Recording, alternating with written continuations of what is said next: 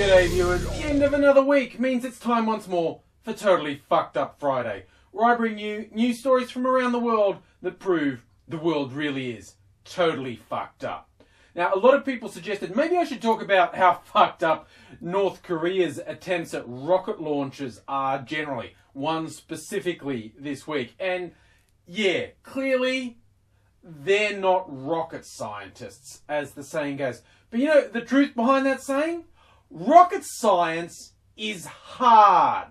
So like when your whole country's starving and you're pouring all your resources into promoting the most bizarre, delusional, propaganda-based unreality, you're probably not going to be able to launch a missile. You know, how many times does North Korea have to try and launch a missile that goes falls to pieces and crashes into the ocean? I mean, the fucking thing was actually reported in media in Australia as they're testing a missile that could reach Australia.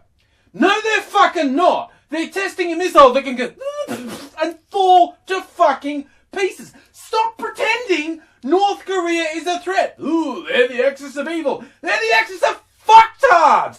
Honestly, it's like as if there's some idiot down the street from you who thinks he's a bully and he's going to threaten you, and he points his stick at you going, bang! You're dead! Bang, bang, bang! You're dead! And everyone goes, he's got a gun! He's got a gun! No, he's got a fucking stick, and North Korea don't have fucking missiles. Jesus, why don't they just paint the next one with glitter? So when it breaks apart, flies, and all the glitter falls down, they go, that's what we meant to do. We just wanted something pretty. Don't judge us. Now, ever since the truly terrible tsunami a few years back that killed hundreds of thousands of people across Asia and, well, if you've got a very broad definition of Asia and the Pacific, people in this neck of the woods have been justifiably nervous when there's major earthquakes because the tsunami was caused by an undersea earthquake. And we had a really large earthquake off Indonesia this week.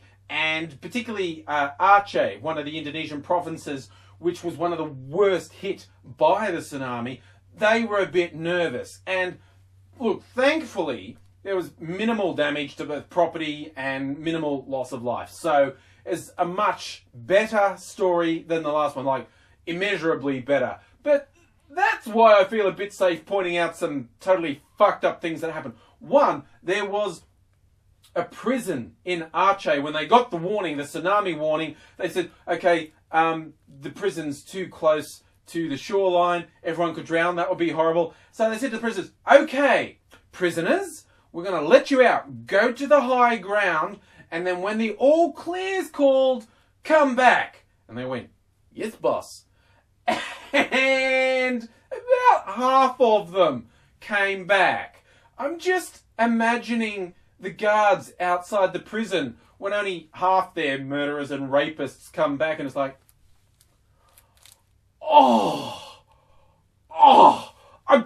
I'm just so upset at this. And personally, my favourite part of the report on this was a prison spokesperson saying some of the prisoners who haven't returned, they've called to say they will eventually, which is quite nice of them, I think. That's just kind of dumb, stupid, fucked up. But truly fucked up, low, base, worst example of humanity is surprisingly enough tied in with a big multinational corporation. KFC in that part of the world, when the earthquake warning went out, the tsunami warning went out, they actually broadcast now that said, hey, everyone, get on home, like people were leaving work to go home. So, hey, go home, watch for the news, and don't forget to order your KFC on the way. Now, I'm not so much upset at KFC exploiting something awful for commercial gain. I'm just upset that there's someone in a position of authority in that company to spend the money on advertising who is so fucking stupid they think that's a good idea. They are so fucking stupid they don't see quite a lot of people are going to go, hey, that's fucked up.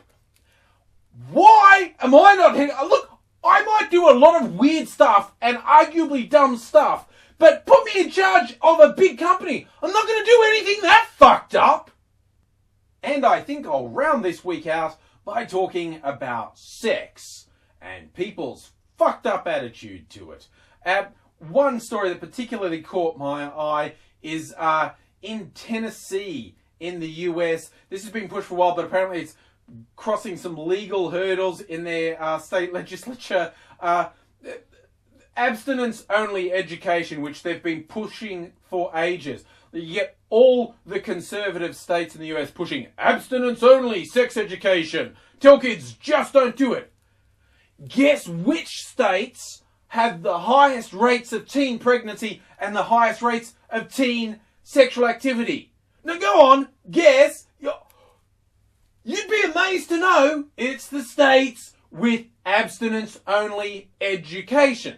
Now, Tennessee has above average rates of teen sexual activity and is in the top 10 for teen pregnancy in the US. So, what approaches they've taken that any objective measure whatsoever would tell you that the abstinence-only education is totally fucked up? They've decided to take it further, and they're passing laws that the abstinence-only education will warn people off gateway sexual activity.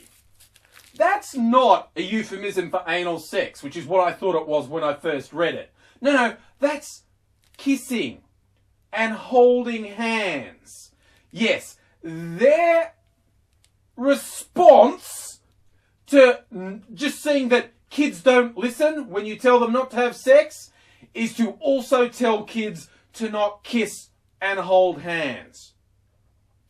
How every member of that legislature isn't dragged out into the street and kicked to fucking death is just beyond me. The stupidity of things people can say once the topic of sex comes up blows my mind. Oh God, don't even get them started on gay sex and gay marriage. There was yet another example in Australia this week of some fuckwit who calls themselves a Christian spreading hate and ignorance, essentially equating gay sex to incest. And a lot of people got upset and said, oh, how dare you? How dare you, you obnoxious bastard?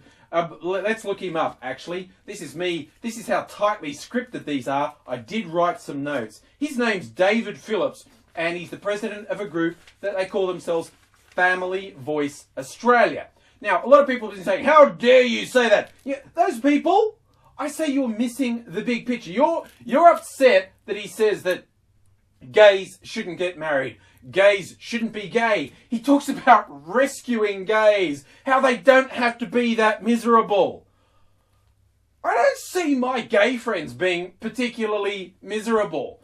And they don't pay much attention if I say, hey, stop being gay. No, really, mate? Put the penis down.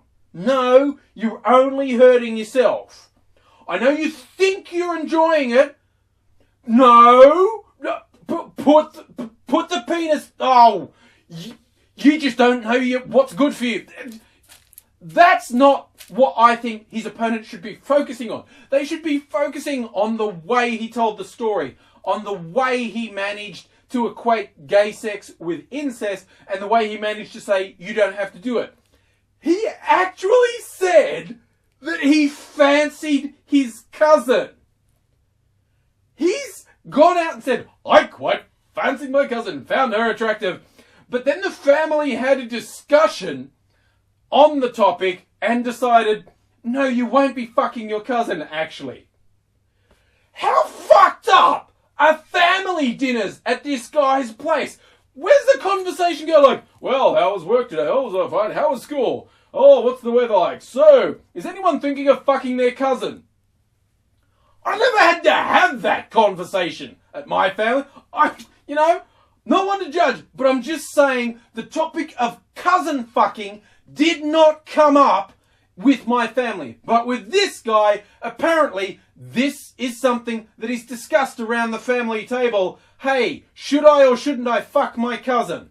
No, is the quick answer. But the thing is, he's just saying, I want to fuck my cousin, but I resist the urge. Dude, I'm trying to lose weight. but I really like chocolate. So I try not to eat chocolate. I'm resisting the urge to eat chocolate. Sometimes I eat chocolate. All I'm saying, dude, is on the scale of how much you want to fuck your cousin, where is it? It's like, I really want to watch this show on TV. I really want to have some chocolate, but I really, really want to fuck my cousin. And how often have I've admitted my sin first, okay? I weaken. I occasionally eat chocolate. I think it's time for this guy, the head of Family Voice Australia, to just come out and admit to the country how often he's actually fucked his cousin.